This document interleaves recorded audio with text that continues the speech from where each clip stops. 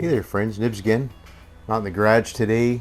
Look, it's been raining and cruddy all day, and when I'd given up all hopes of being able to go out to the range, I decided to come out and do some stuff out in the garage, and now I look out the window and it's actually the sun shining all of a sudden, so I can't win, but I still see it's been very windy too, and the wind is still blowing pretty good out there, so it's probably a great idea not to go to the range today, but thought I'd do something a little bit different for you guys this video. I've done a couple like this before, where I've showed you kind of my collection of different types of guns, and I thought it'd be fun to show you guys these. Let me go over here real quick. You did see in the opening picture that I put up this collection here, and what I have here is, and I'm only missing one of them, and I'm looking for that one too now, but I figured I've got most of them. I'd show you guys, and hopefully someday I'll be able to come up with that missing. They're kind of a hen's tooth type of find. I've not seen one even for sale or available, so, but one day I'll run across one. Nope, Fred's outside having some fun. But what we have here is some later Mossberg Target 22s, and these are in the 144 series of 22s, and I have all of the different versions except for one, which is the 144 LSB, which is actually the most recent one, but I think they were pretty limited in numbers from what I've been able to find and see, so we'll start from, I think we'll start from the newest ones and work our way back. And the first one I have here is actually the one you guys have seen most recently that I just recently reacquired. This one is the 144 LSA, and I'm not sure what the difference is. There's a 144 LSB, LSA, and just an LS, and I'm not sure what the actual differences that they changed on them to differentiate between those three different models. I do know what the difference are from the older ones to those, but this one normally, and I do have on the LS model, I do have the proper sight. You'll see that in a minute, but it would normally have a peep sight bolted in here, but I got this one at a pretty good price because it was missing that sight. But I mounted up a nice Weaver K6 on here, and when I had this previously, I think this may be the exact same scope I had on there before, I'm not sure, but this one was incredibly accurate gun.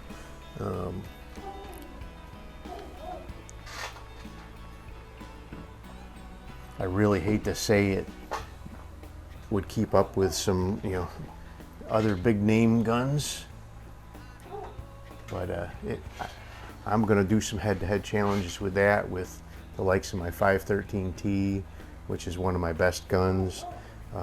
Put it up against my 52s. I didn't have all those 5 years ago when I had that gun, and unfortunately, you don't know the story that I had to return that one because it had been reported stolen. But now it was cleared up, the whole legal thing was cleared up, so it was free for me to be able to purchase that. So those were made, let's see, I have some notes here. The LSA was made from 1960 to 1979, and then the LSBs were made from 79 to 85, according to the website. The Rimfire Central, they have a pretty exhaustive listing of all the old Mossberg stuff, and if you ever are looking for information on an old Mossberg, start out there, go to Rimfire Central, search for Damn Guy, D-A-M-G-U-I, I think it's all one word, old Damn Guy site, and you'll find the listing for, and they start right out from the Mossberg Brownie, which is a little 4-shot pistol. That was their first product, and then all the way up to their more modern 22s and stuff. And it's all dealing with 22s because it's rimfire central. But so anyway, moving on. So the next one we have, very fine example of a Mossberg 144 LS, and the LS in these model numbers stands for the Lyman sight, and they also do come with a Lyman 17A globe up front that has interchangeable globes, and the model number on these Lyman peep sights is a 57 MS, and it was one that was specifically made for the Mossberg guns. They had they had plenty of different models of 57, but they were specifically made for different guns, like the Remington 521T came with one that was just an RS, and that's the only gun that RS ever came on.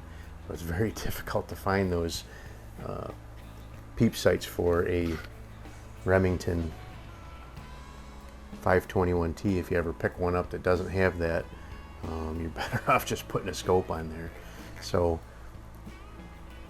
and this is not a hard and fast rule, but Mossberg in 1949 they determined that they wanted to put the scope grooves on all of their 22s, so they started doing that. And what they did was they took the model numbers that they were using before, like this would have been a model 44, they put a 1 in front of it, started calling it a 144, and the 1 denotes that there is a scope groove on that gun. So there is one distinction, and we'll be getting to that in a couple of minutes, but for the most part that is a pretty safe bet. If you see a Mossberg gun with a 1 in front of the model number, it will have the scope grooves for the standard, dovetail rimfire rings.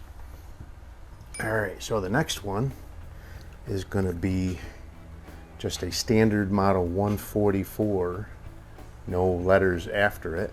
So this was the first one in the series. It does have a Lyman globe up front, but it did come with a traditional Lyman, or not Lyman, Mossberg, and this is the S130 peep sight. I do have mounted up on here a Weaver K, or no, this is not a Weaver, this is a Lyman All-American 4X scope. Very nice scope. It has ultra fine crosshairs in there, and that is a really, really nice scope.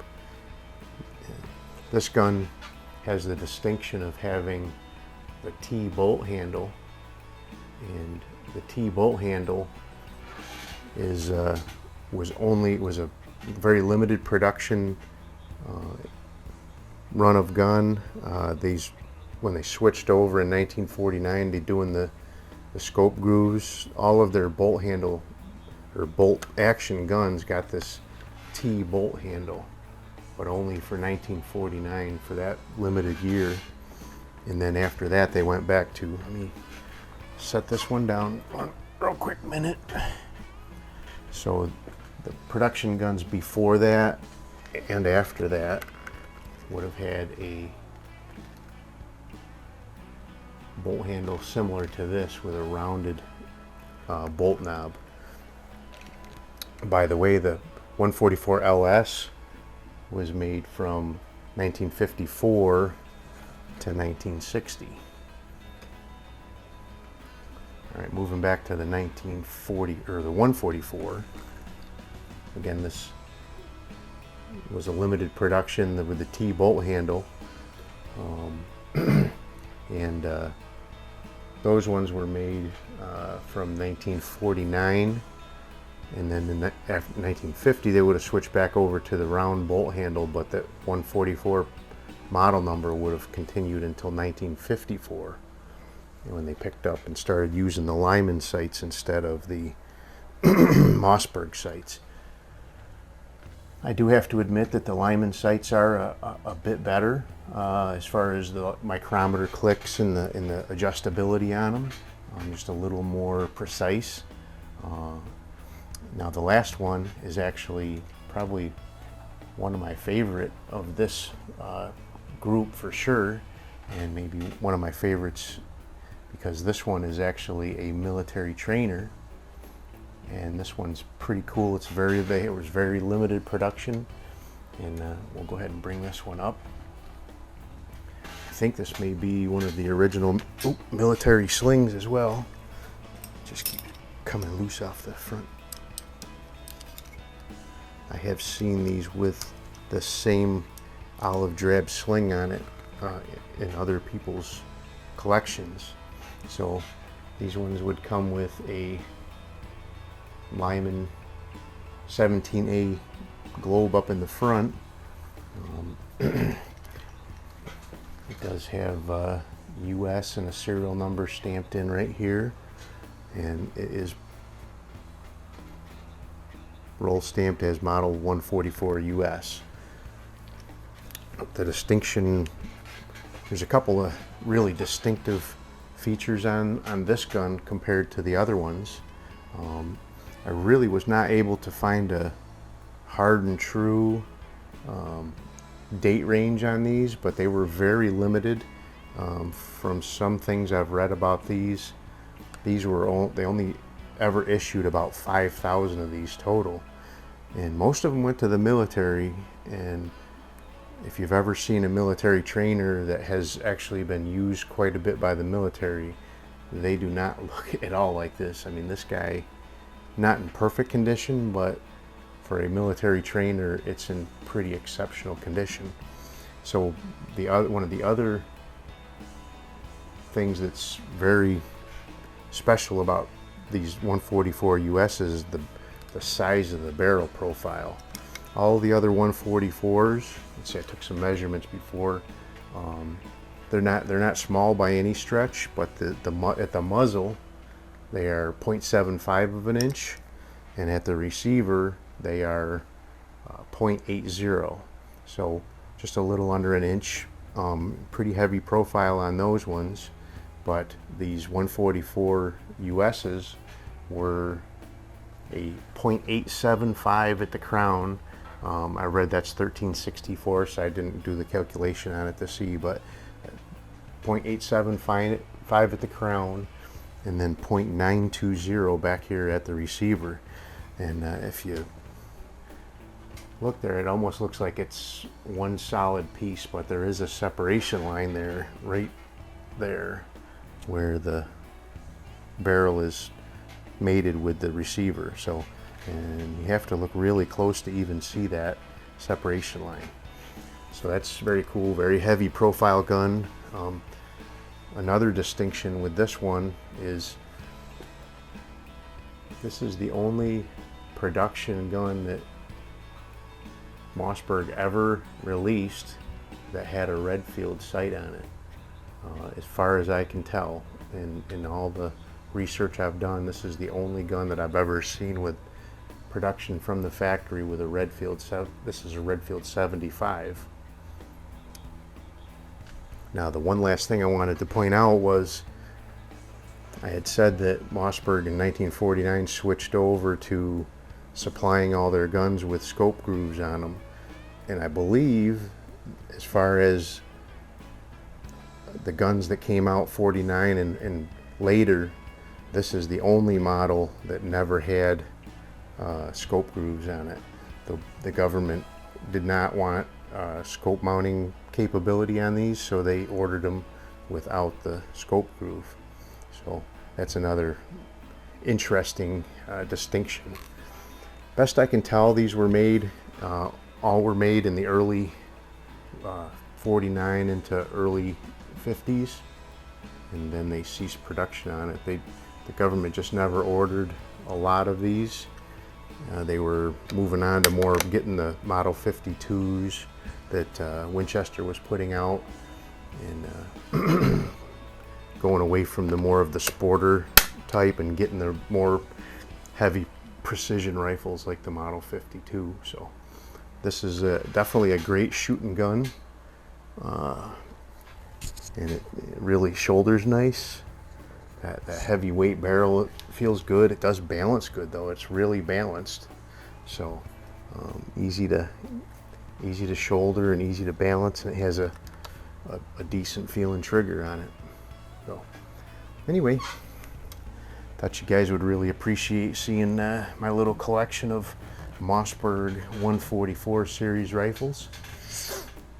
Actually went a little bit longer than I normally do, but hope you enjoyed the video. If you did, like, share, and subscribe. Make sure you hit that notification bell and you get notified when I do post up new videos. Till next time, have a great day.